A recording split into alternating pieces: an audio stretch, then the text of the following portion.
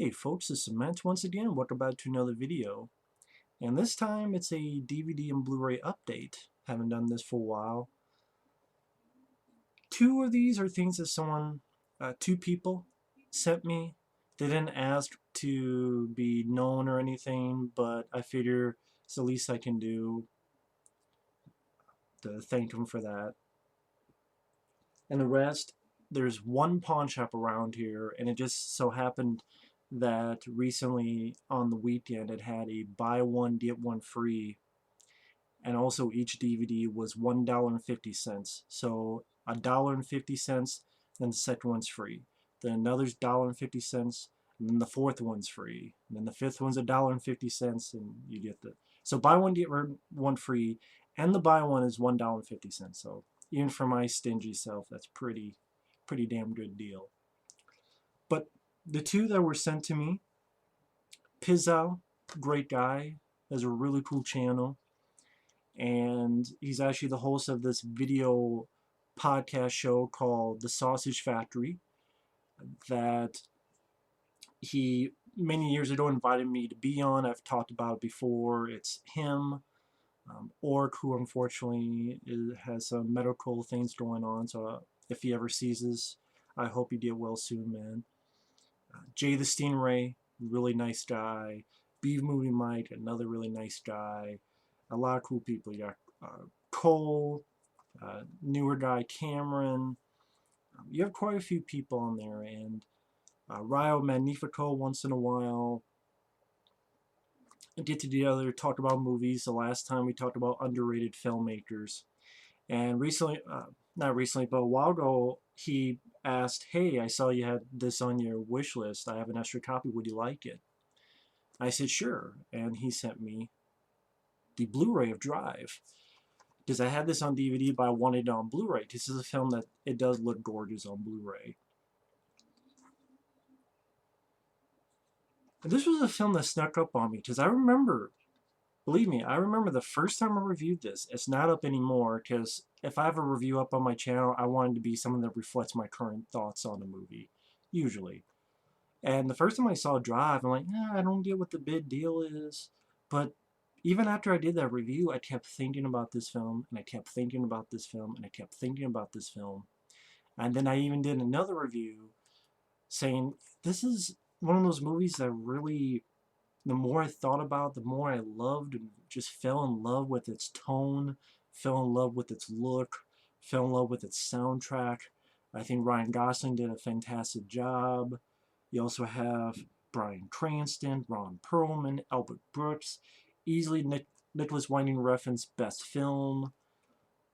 I wish he would do a film like this again. Just simple, straightforward, but just such a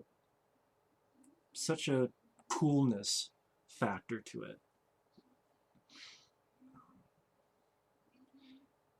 Let me put it this way: if ever, my dream fan film would be being a Ninja Turtle fan, a Raphael fan film, to take like a martial arts, Van Damme, Seagal, just be a martial arts, but film it like this.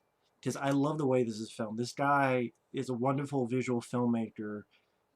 Not the best writer, which I think is this guy, Hossein Amini.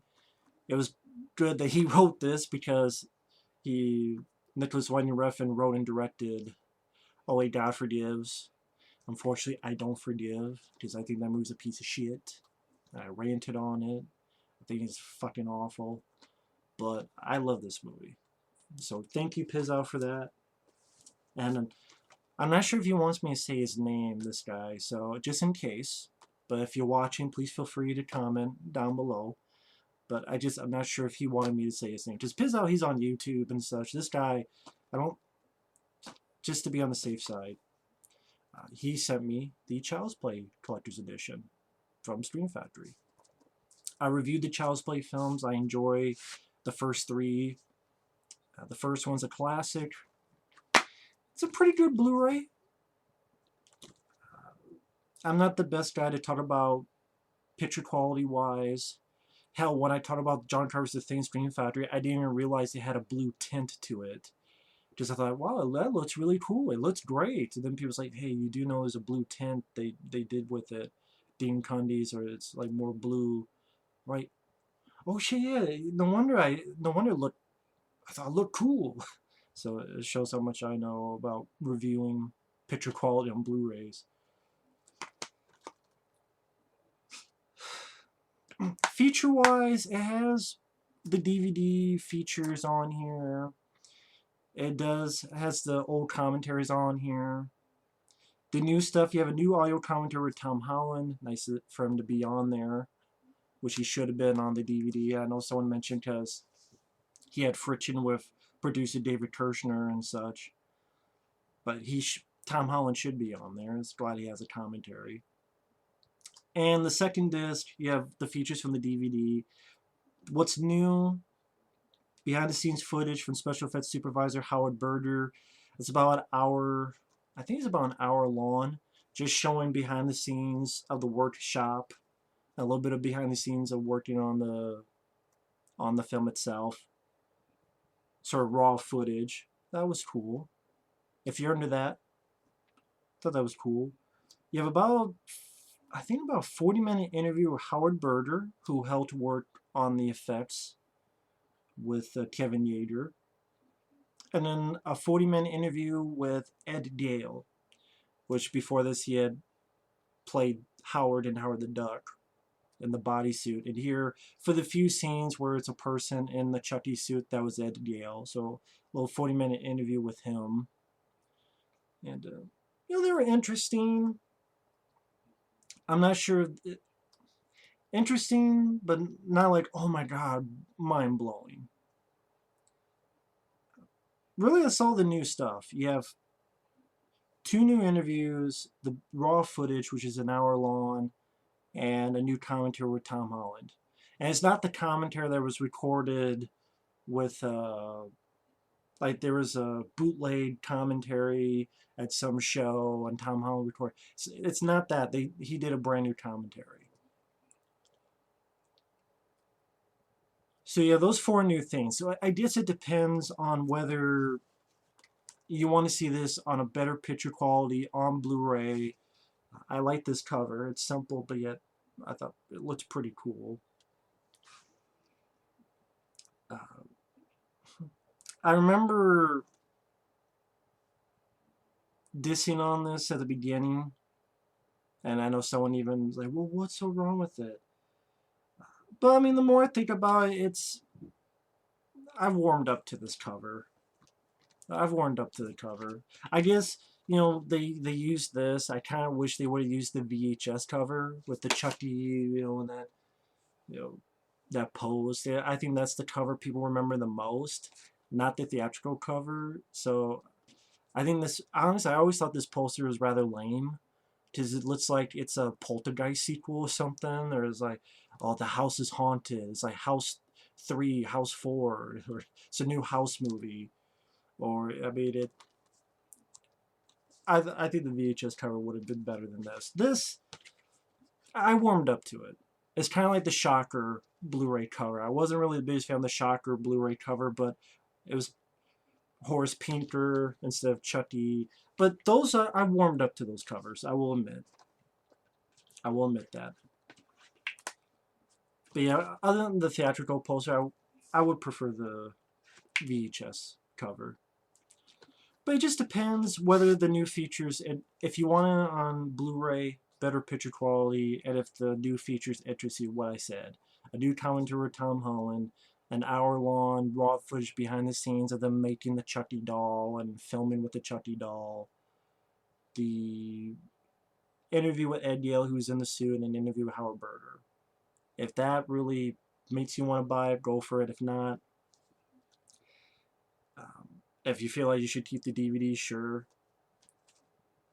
It's a collector's edition that I honestly would have preferred newer interviews with, like an on-camera interview with Tom Holland, an on-camera interview, a newer one with Alex Vincent, and maybe like a new on-camera interview with Brad Dourif. If you're not going to do the sequels, have him talk about them. I know he doesn't like Child's Play 3, but still, it's his opinion. I understand that. Like some new on-camera interviews with the cast and such, but a new on-camera interview with Kevin Yeager because he got him with Bill and Ted. Because the DVD making of is pretty short. Like, you have all those people, Catherine Hicks, Brad Dourif, Chris Sarandon, Alex Vincent, Kevin Yeager, and it's, what, 20 minutes? So it's a little bit too short. That's from the DVD. So, I honestly, I feel it's a letdown of a collector's edition. I'm glad to have this. It was a really nice gift. I will say it is a letdown. I don't kiss Stream Factory's ass. It's okay. I don't think it's great. It's okay. I mean, the new stuff was cool. Nice to see it on Blu-ray. And this is definitely better than the DVD birthday edition cover. I like this cover more. But anyway, that's just my opinion. I think it's a little bit let down, but it's okay. I'm not repeating myself, but I don't kiss Screen Factory's ass. I don't. But now some DVDs, some stuff. And these were buy one get one free, and when I bought one, it was $1.50. So, for example, I bought Mom and Dad Save the World. This is a film I remember being advertised when I was a kid, when I went to Hy-Vee and they had videos to rent, and they had like a little piece of ad that you flip through what all the movies coming out for that week. I remember this advertisement, never seen it. Well, I mean, I saw it recently after I got this, but I never seen it beforehand. I don't know, maybe I'll do a quick little review of this. The reason I was interested, not only because of the interesting cover, looked like it had some fun special effects, creature effects, but it's written by the guys who wrote the Bill and Ted movies, and the music is done by Jerry Goldsmith. So, and then with that, I got this for free, Cutthroat Island, and I think I bought this a while ago, like last weekend or such, so I did watch this. The action scenes are good, the stunt work is well done, but the fact that they picked this over Crusade with Paul Verhoeven and Arnold Schwarzenegger was a bad call, Ripley. It was a bad call. I like Gina Davis in The Long Kiss Goodnight with her and Rennie Harlan together. This Gina Davis, I don't think fit this role. She did not fit the role of a pirate. And Matthew Modine, I liked him in Full Metal Jacket, but I know originally supposed to be Michael Douglas. I think at one point they thought of Keanu Reeves, and Matthew Modine just doesn't cut it for this kind of role. It just Frank Langella is having fun, and it's not Rennie Harlan's worst film, but considering I love Prison, I love Elm Street 4, I love Ford Fairlane, I love Die Hard 2, Cliffhanger, and this was the big stumbling block. But then it's like, I love, Deep Blue Sea, Long Kiss Goodnight is great, Mindhunters is great, and after that it's pretty much shit, but the stunt work and action are good, but it's, yeah. I want to like this film, but, and I like Gina Davis. She was not fit. She was not fit for the pyro role. I'm sorry. Just did not fit. I bought this for $1.50. 3 Days to Kill with Kevin Costner. Directed by Mickey G. I think it's an alright film. The problem, it needed more action. Maybe more fisticuffs for Kevin Costner to get into. So it needed more action sequences. But I like Kevin Costner's performance. And I liked some of the family drama within I liked what it was trying to do, and yeah, it should have been rated R, and it should have had more action sequences, particularly more fisticuffs for Kevin Costner. But I thought it was okay for Kevin Costner himself. I will say I like this more than Criminal. Criminal was just way too disappointing, and I think that director of that film fucked up. But this, I thought it's okay. I thought it's an alright film. And for free, where was it? I got Hercules in New York. It was an Arnold Schwarzenegger film I did not have, and it has his original dialogue, not just the person who dubbed him. So yeah, it has his original audio track. And it's hilarious that he fights a fucking bear, which is a guy in a shitty suit. And Hercules is just a fucking egotistical prick.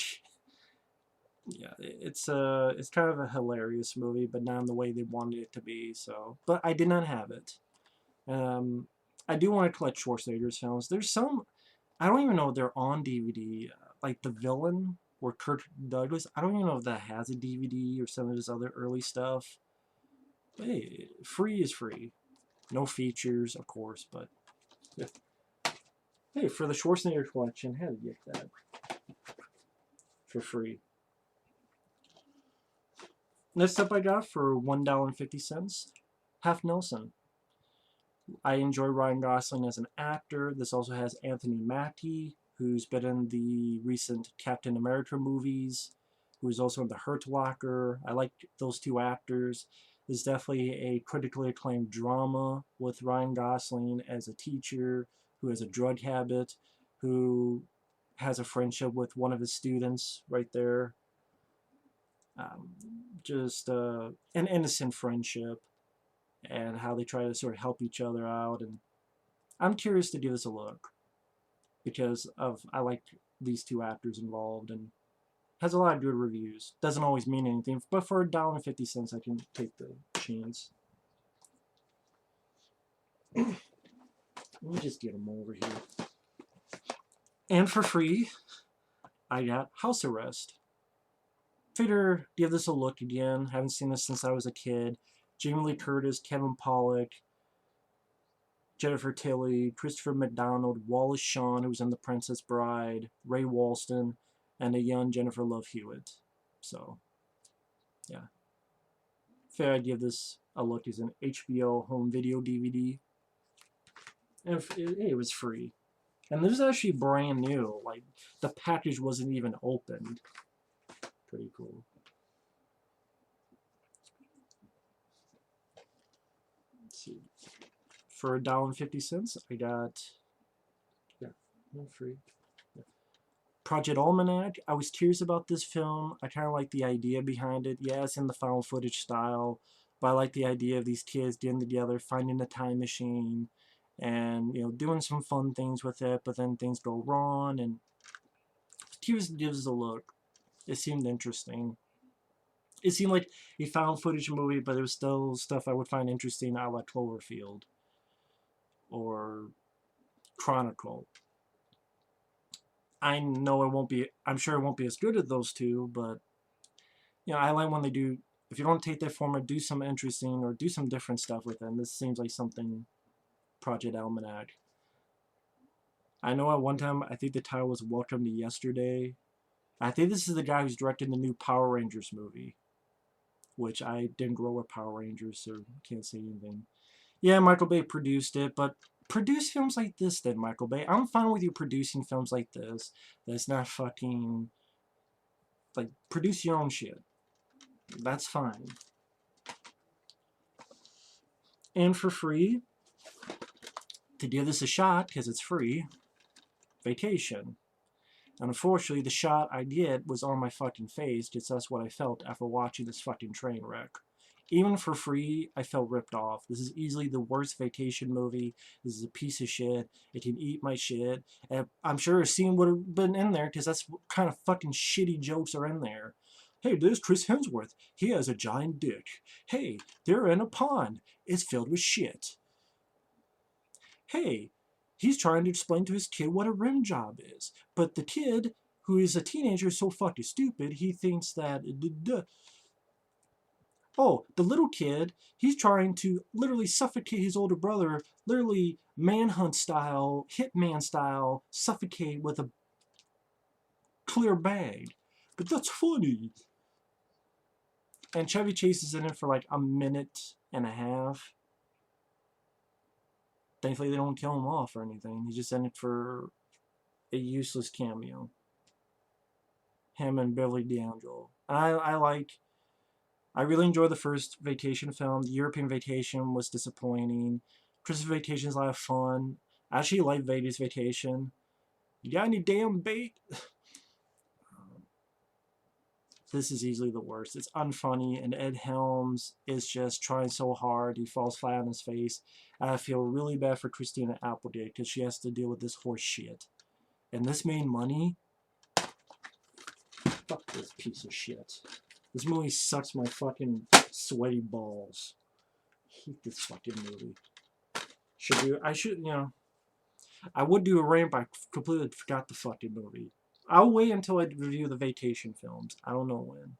Dude, this movie is a piece of shit. It can suck my dick. Fucking me. Anyway, I got this for $1.50 because I only have the first Amityville horror film, and I would like to collect more of them. So why not the prequel? I was going to say sequel, but it's technically a prequel with Burt Young, who was Paulie in the Rocky films. And I did watch this pretty decent flick. Pretty decent flick. And definitely one of the better of the... Well, to be honest, I've only seen the first two and the remake. It's definitely better than the remake. So, I actually didn't mind this film. Did not mind it. And for free, to give it another shot, or I did, Scott Pilgrim vs. the World, and I did give it another shot, and I thought it was lame still. I'm sorry. This guy is a fucking dweeb asshole. The woman that he's fighting for is a cold bitch who pretty much, she like dumped everybody, and then they all became evil because she dumped them all and acted like a cold, heartless bitch. And that's what her character doesn't change. From beginning to end, she's a cold, heartless bitch. I'm like, why are you fighting for this bitch? And then you got this dweeb, Michael Cera. I seriously was going to mention Jesse Eisenberg. That's Jesse Eisenberg's evil twin. Yeah, some fun fight video game references, fight scenes. Chris Evans has a little role, but I'm sorry. I'm not of the crowd that enjoys that movie. And I gave it another shot, and no. For $1.50, I got Private Resort. The reason I got this is because it's a TNA R-rated 80s sex comedy starring Johnny Depp playing a normal, well, horny, normal guy. It also has Rob Morrow, who is on the TV show Northern Exposure. And Andrew Dice Clay has a role in this as well. So Johnny Depp and Andrew Dice Clay share scenes together. Unfortunately, Dice Clay's not in it that much. He's in it for about, at most, 10 minutes. But still, it's like, holy shit, I like Johnny Depp at this time. And Rob Morrow, I'd never minded. And Andrew Dice Clay's in it. And it's Hector Elizondo is like the villain. And it's these two guys at a Florida resort, and crazy stuff happens. And it was kind of fun, just like Johnny Depp. I can't help it. Just the stuff he does today, he should do more movies like this. I'm just crazy. And so with that, I got to give this another chance as well for free. I mean, it's free. And they had limited choices as well. This was for free. I gave it another watch, and I still hate this fucking movie. The reason I hate this fucking movie still, okay, your visuals, Zack Snyder, you're wanking over the camera, and PlayStation 4 video game fight scenes. But you try to do Alice in Wonderland, and you fucked up. And I don't even like Alice in Wonderland. I'll be honest. I've never liked any version of Alice in Wonderland. Not the cartoon, animated film, not Johnny Depp, Tim Burton's film, because I don't like the idea of, okay, other films have done this. There are exceptions to the rule. And I'm being harsh on the animated film. The animated film actually has some nice animation. Okay, I'm being harsh on the animated film. But again, there are exceptions to the rule. But most of the time, I don't like it when you watch a movie and then everything in the movie, oh yeah, that didn't happen. That didn't happen. It was all a dream. Or it was all this and that. And I'm not sure if that's supposed to be the case in the original Alice in Wonderland. I saw that like once when I was a kid, I will admit. So I'm sure you guys will have more knowledge and kick my ass over the knowledge of that. But I thought it seemed like the typical thing was it was all a dream, and maybe it's not. But this is. And all these action scenes are not, even within the movie, they're not happening. It's just, I'm not getting into it because I do go on a tangent on that shit. It's just, oh, they're shooting all these robots. No, that's not really happening. Oh, but she's dancing. No, that's the other reality, the fake reality. This is the second realm of fake reality. And the gun shooting is the third. Well, actually, no. Technically, there's reality, and then there's the second fake, and then there's the third fake. No, actually, the reality, the first fake, and the second fake. See, the second fake is them shooting guns or having swords and shit, or in steampunk. And the first fake reality is her dancing, but she's not really dancing. So what's she doing in reality? I don't know. They don't really say. I'm sure I just confused a bunch of people, but I just... It's like, there's no danger, because it's like...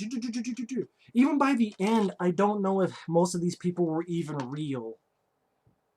Just like by the end, they don't mention that some of these people died, but so did they not ever exist? But I guess this one person exists because she makes it out, but did the other people die? But did the...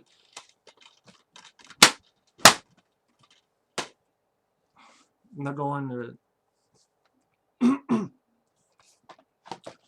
Okay. Bought this for $1.50 for the Mel Gibson collection. What Women Want. This is a Mel Gibson film I've never seen, so might as well give it a look. Also has Marissa Tomei, Lauren Holly, Alan Alda, of course Helen Hunt. Wanted to give it a look. Seemed like a decent, fun comedy. I know Mel Gibson is fucked up, but you know what? Everyone does. So for free, I got this, Identity Thief. I know a good friend of mine thought this film was pretty decent, so figured I'd give that a look.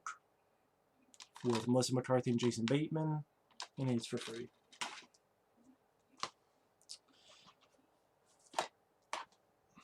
And then got this for $1.50, Jet Li's Meltdown. Did you give it a look? Because it seemed like, oh, Jet Li and Die Hard type of movie. Unfortunately, this movie sucks ass. So I got ripped off there, but it was $1.50. But yeah, other than maybe 2 decent action scenes, there's a lack of action, and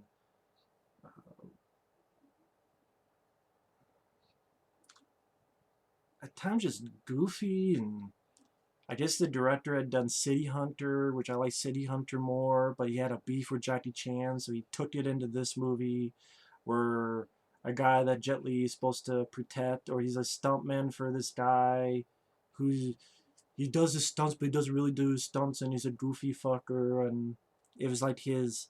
Not Jet Li, but the director's punch at Jackie Chan, and just seems... What's the word? Desperate. So, yeah. And it's funny that it actually has this, so I guess the fucking killer from The Howling must have liked this DVD, or had this DVD. I guess, the serial killer from The Howling used to own this, but now I do. So I guess he's going to turn into a fucking werewolf and come find me to get this DVD. I'll be like, fine, take your shit back, because I didn't even like the fucking movie. But for free, to give another shot, Salt.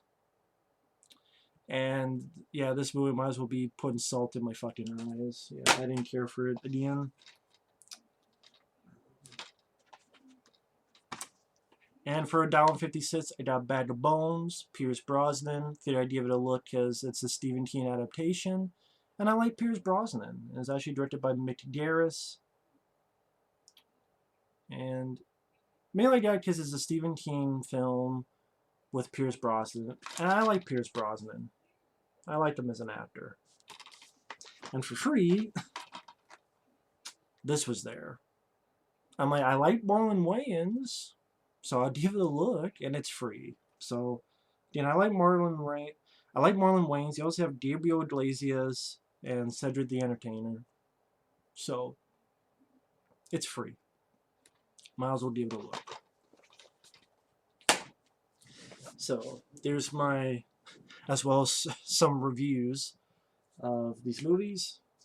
Thanks for watching. Take care, and we'll see you later.